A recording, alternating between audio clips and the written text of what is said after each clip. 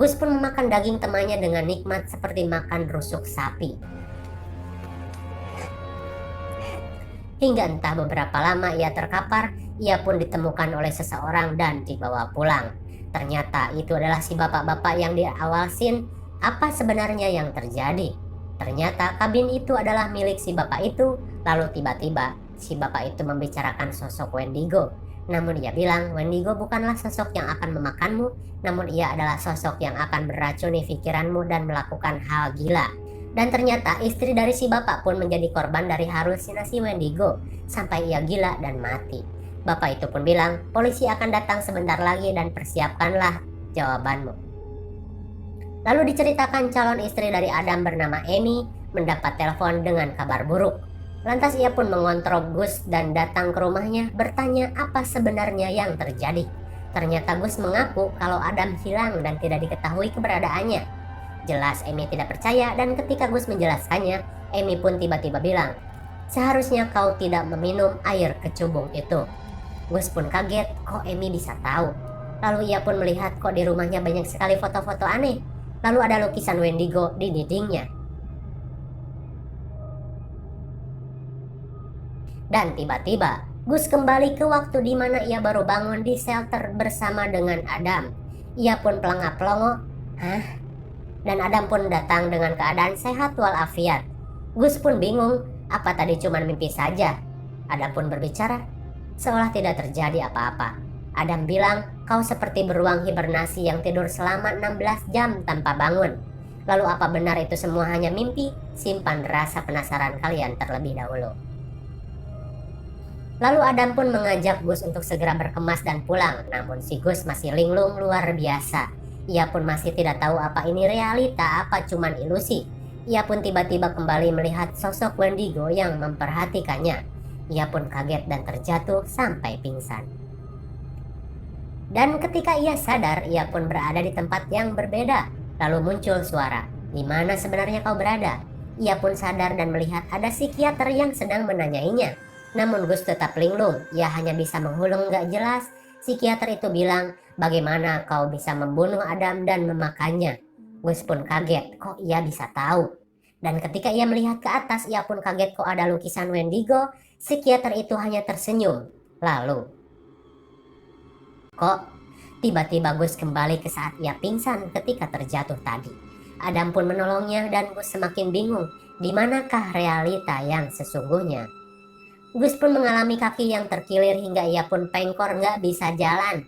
Adam pun bertanya, apa kita akan menginap dulu sampai kakimu pulih? Gus bilang tidak, kita lanjut saja untuk pulang.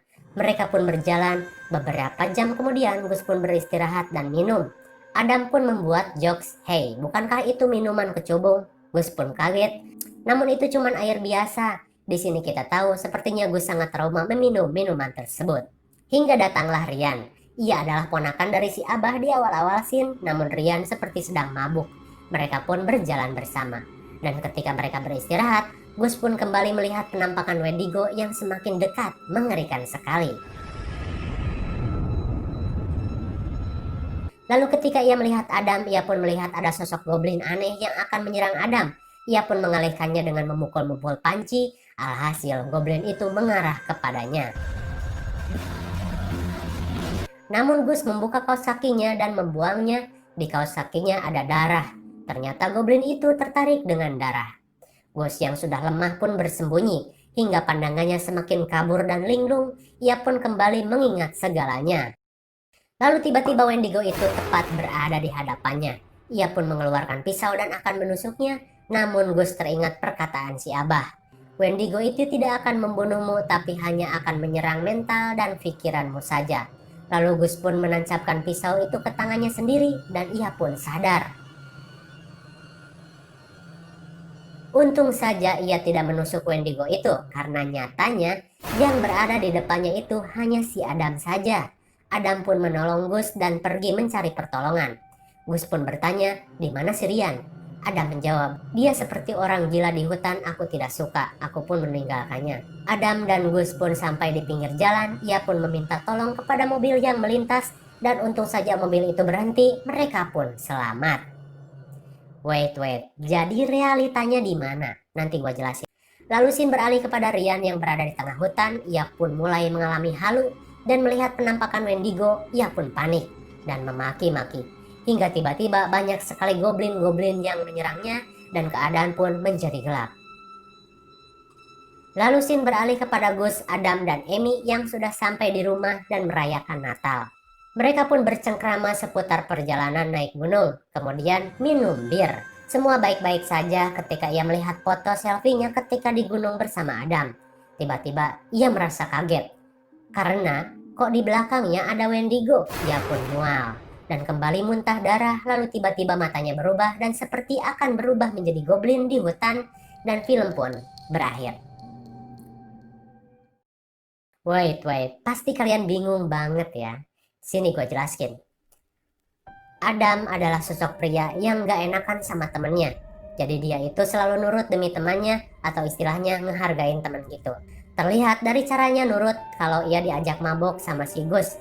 Kalau si Gus itu tipe pria yang care sama temennya. Ia selalu ingin ditemenin dan menemani. Ingin membuat temannya bahagia terlihat dari caranya ngajak pesta bujang sebelum temannya menikah. Namun ketika mereka berangkat, mereka pun disuguhi cerita tentang Wendigo. Ya nggak salah juga, soalnya Wendigo adalah urban legend. Namun salahnya si Gus kebanyakan minum, jadi ia sedikit kurang fit ketika berangkat mendaki. Jadi ia sering berhalusinasi. Ditambah lagi ketika ia dengan sok-sokan meminum air kecubung terlalu banyak, alhasil ia pun mendapat halusinasi yang mengerikan.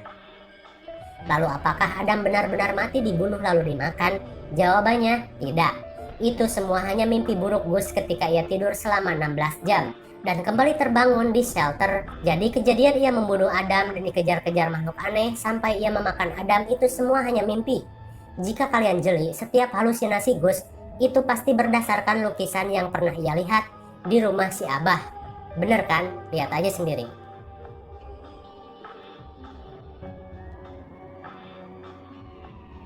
Dan ketika Gus sadar, ia pun masih selalu berhalusinasi hingga akhirnya ia menusukkan pisau ke badannya sendiri dan sadar, lalu dibawa pulang oleh Adam. Lalu bagaimana dengan Ryan? Ia pun diserang Wendigo. Ya, dia juga sama. Si Ryan kebanyakan mabok. Ia pun berhalusinasi tentang Wendigo. Kemudian ketika di rumah, kenapa Gus kembali berhalusinasi ketika melihat foto? Lihat di tangannya, ada bir kan? Jadi ketika tubuh Gus belum benar-benar fit, ia pun kembali mabok dan halu. Ia pun muntah darah lagi karena apa? Bukan karena ia akan menjadi goblin, melainkan ia tuh sakit, mungkin aja udah kena tuh hatinya atau livernya. Jadi ia suka muntah-muntah darah. Karena kebanyakan mabok bisa melukai hati, bukan hanya wanita yang suka melukai hati. Atau bisa saja Wendigo itu benar-benar ada, siapa yang tahu. Mungkin segini saja review dan pembahasan film The Retreat 2020. Jangan lupa like, share, dan subscribe supaya kalian tidak ketinggalan jika ada video baru. Thanks for watching and see you on next video. Bye-bye.